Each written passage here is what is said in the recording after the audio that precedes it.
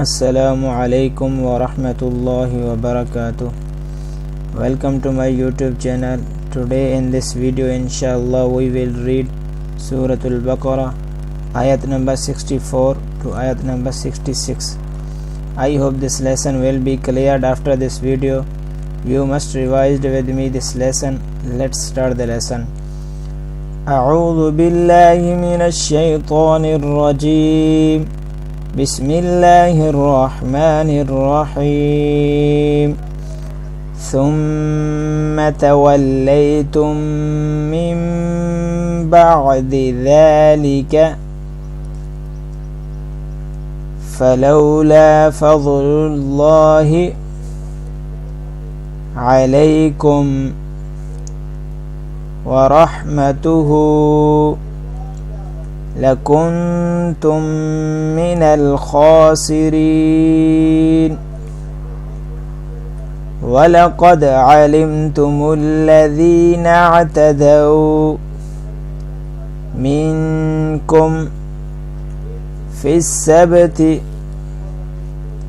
فقلنا لهم كونوا قردة خاسئين فجعلناها نكالا لما بين يديها وما خلفها وموعظة للمتقين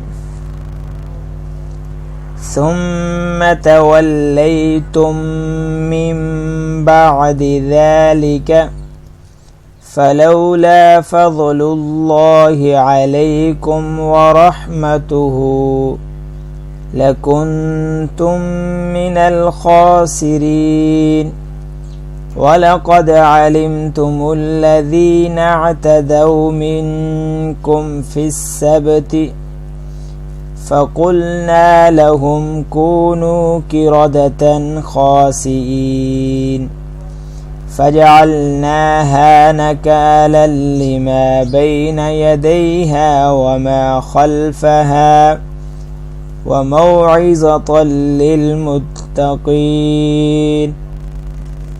To memorize this lesson, watch again and again must this video.